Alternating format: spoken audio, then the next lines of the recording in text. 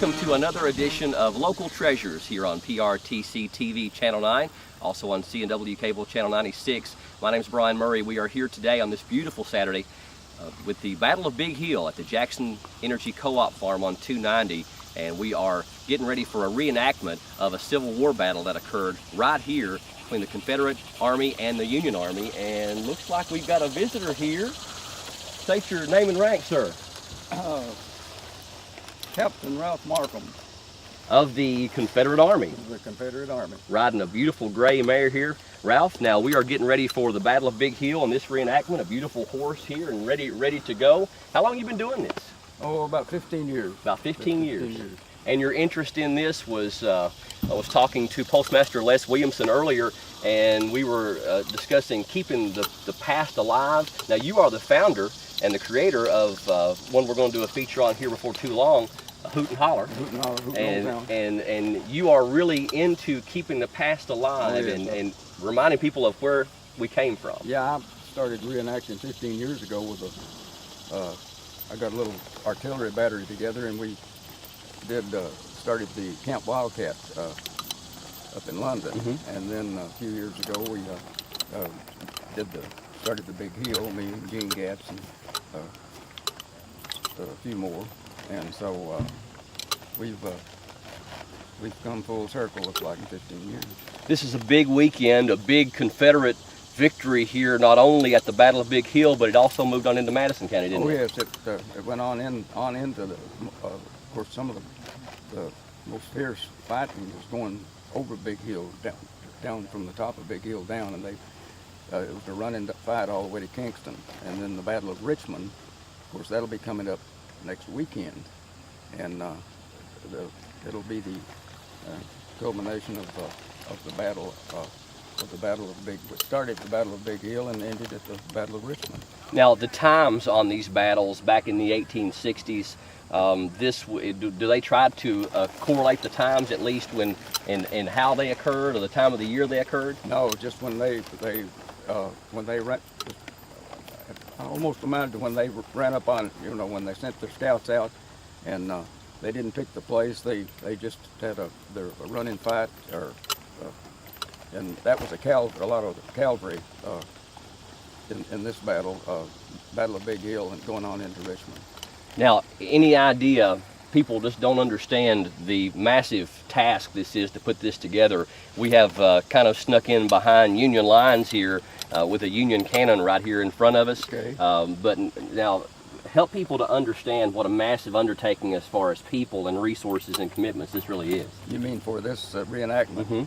Well, it depends solely on the reenactors that comes back year after year, and they come in and some are Confederate and some Union, and some of them do what we call galvanize.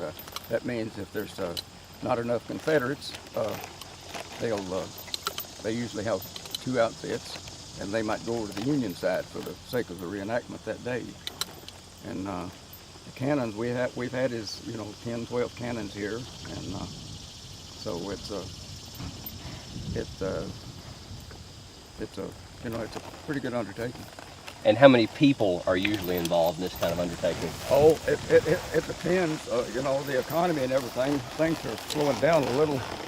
The reenactors are having, everybody's having a problem during this economy, and we'll have. We've had as many as 40 horses here and maybe 200 men. And so it's the Battle of Richmond next year. We're near a national event, and there'll be probably 15, 20 cannons there. And I do Kirby's. I've been doing that for years, and I do Kirby Smith on that reenactment. That's next weekend, Battle of Richmond. Well, Captain Markham, we appreciate your time today. And looks like this beautiful gray mare is getting a little bit restless, and you got to get ready for a battle, so we appreciate your time. Okay, well, thank you, and you all enjoy yourself. All right. We are here with the Postmaster General of Anvil, Les Williamson. And Les, your rank here is Major, and how long have you been doing this? Been doing it about 15 years. Now, the the Battle of Big Hill, you were telling us off camera a moment ago about the Battle of Big Hill. This was the big Confederate victory. It was one of the largest Confederate victories in the whole Army of Tennessee. They fought at the Battle of Big Hill, a little skirmish. The Confederate Army pushed through the Union Army, went through there and fought the Battle of Richmond, Kentucky. And it was the largest Confederate victory in the history of the Civil War as far as this Army went. Now, you've been doing this for 15 years. What does this mean to you? Obviously, it is gives us the ability to recapture some of our history and to keep it alive and to not forget from whence we came, so to speak, with the Civil War. But why did you want to get involved in this? Well, I got into genealogy and found out my great-great-great-grandfather was a Kentucky Confederate soldier, and thought I would visit some of the battlefields here in eastern Kentucky that a lot of people don't know about, and decided I would try to get a feel on maybe just a little bit on what he experienced. You told us a story off camera too a moment ago about a gentleman that joined up with the Confederate side and ended up becoming the governor. Tell us about that. Well, after they fought the Battle of Big Hill and went and fought the Battle of Richmond, a lawyer there in Richmond, Kentucky by the name of James McQuarrie decided he was going to join the Confederate Army, and he joined there at the Battle of Richmond, and he later became governor of Kentucky, James B. McQuarrie, and he's buried in the Richmond Cemetery, and the county of McQuarrie is named after him. Interesting story. Very interesting. Now, this is quite the production. You look around you and they have done so much work, and Mark will give us a lot of camera shots of different things going on just in the attire for the Civil War. This is quite the production. Yeah, you can't do it all at once. It takes a long time to amass everything you really need. It gets pretty expensive if you try to do it at once, but it's worth it in my book. It's Local Treasures here on PRTC TV Channel 9, and today we are at the Jackson Energy Farm on 290 for a big weekend, the Battle of Big Hill Civil War reenactment. And with me is Gene Gatz, the main organizer for this Civil War reenactment. And Gene, we've had a chance to be here and talk to some of the other guys that are in this with you. Tell us about, as the organizer for this, how this all got started and how your involvement with it started.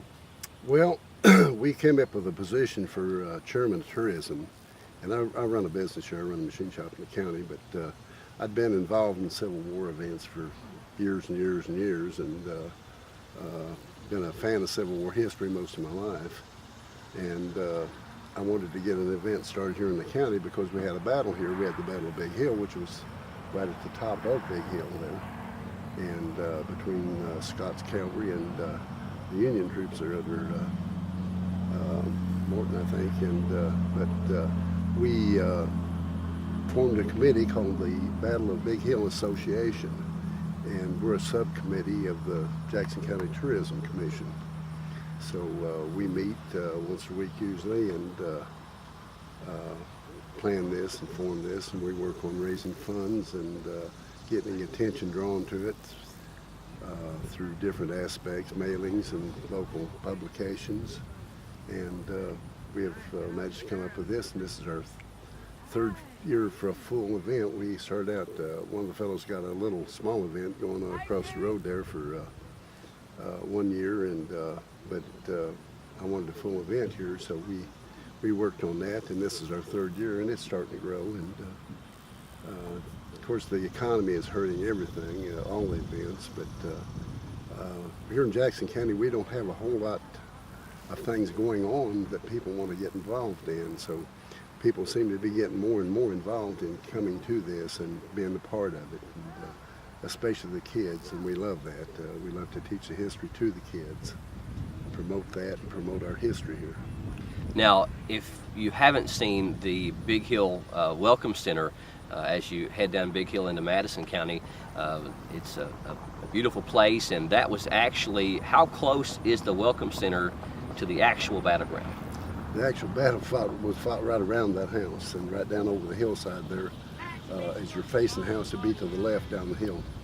And the road at that time came up and went right in front of the house there and down. It didn't go around the way it does today, and fought right down the side of the hill there. And the troops, the battle lasted about 45 minutes to an hour, and there was, I think, about 60 casualties on one side and 45 or something on the other side, and ended up with the Union retreating back to Richmond, and then the Scots Confederate troops followed them, and they ended up stopping and camping at Kingston, and they stayed there for 6 days while they waited for Smith's army to come up, and then they culminated in the Battle of Richmond. So they fought the Battle of Richmond 6 days after that engagement there. Was the Battle of Richmond a larger scale battle than the Battle of Big Hill? Did any of the troops join up with other companies? Yes, it was a very large battle there, several thousand troops on both sides, and there was over 4,000 Union captured there. Now So this basically broke it up and almost captured the main commander. Now, and this was this the largest, or at least one of the largest Confederate victories in the Civil War? Right, right. Well, the largest one in the state. Mm-hmm. And somebody told me that actual Big Hill Welcome Center, that house, did it used to be? It played some type of significant role? Well, it was used as a hospital after the Battle of Big Hill, and again after the Battle of Richmond. Mm-hmm. And as troops tried to return home or whatever, a lot of them couldn't make it, and they stopped away at different places along the way. There used to be another house at the foot of the hill, another tavern called the Grant House, and it burned a few years ago. And there was troops died and was treated at both houses and died there. And they most of them are buried down behind where the Grant House used to be, which is about a half mile down below the Welcome Center now. Now the Battle of Richmond, I know when you come up 421, you've got the armory, the depot on your right-hand side, and then you've got the golf course they built recently on the left-hand side. The Battle of Richmond occurred. Now that's coming right out of Kingston. I noticed that there are plaques up there. Right. Is that about where the Battle of Richmond occurred? The battle took place all over that area. There was troops on both sides of the road. There was a real heavy fighting on the ground where the ordnance is now, and Richmond has got permission this year, I think, only, and they're going to have the reenactment over on the original battleground, where the heaviest fighting was. Now, not only are we going to get a lot of history, we've got cannons and horses and people in full Confederate and Union clothing, but we also, there's a lot of things going on, like up here we're having a ladies' tea, having a speaker. Tell us, and you were making this into a full day event and trying to get people to know what life was like back 150 years ago. Correct. We have the tea, and that's the thing to attract the ladies, and we've opened it to the public too, as well as the dance. We do a dance here tonight from 8 to 11, and the public is invited to that. And the dance was a social event at the time, and so was the ladies' teas, and that was a way for the ladies to get together, and they had teas fairly often to socialize and group together and discuss issues that was important to them.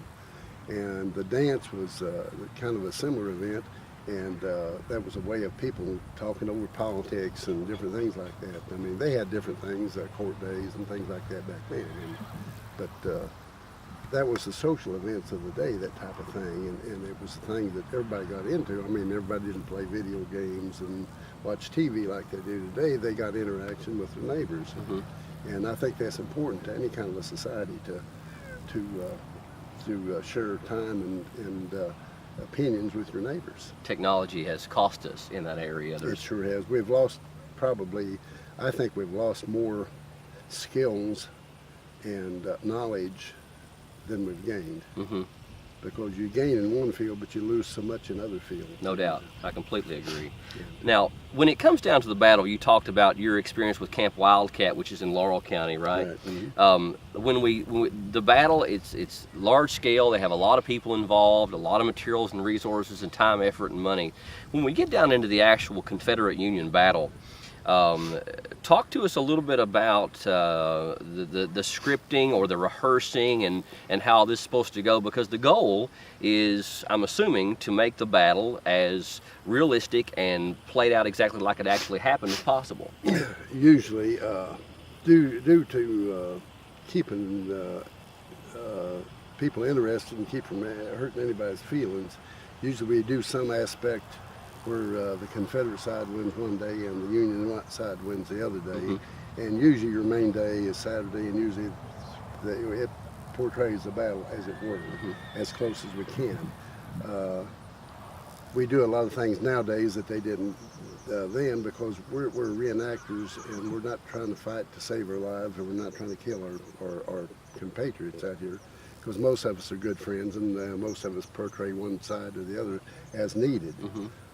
But we try to instill in the public some of the feeling of going into battle, and some of the things that the way the battles were orchestrated out in order to show how they moved the troops and what have you. Even down to with the firing of the cannon, and I guess that they were called muskets back then, weren't they? What they actually shot, and you know, obviously not going to have a cannonball or live ammunition, but we have things with powder and different things that visually it's going to appear to someone watching a reenactment almost exactly like it occurred with the cannon and the muskets and stuff. Right. There's a few things you have to look over, because with a blank load in a cannon, you don't get any recoil because you don't have the inertia of starting that weight of that projectile. And most of the projectiles, in say a 6-pounder or say a 12-pounder like my gun over there, the projectile weighed 12 to 15 pounds. So the inertia of getting that moving that quickly, of course, you get your opposite force from that, and it pushes the cannon backwards. And usually a cannon would roll back anywhere from 8 to 12 feet. And then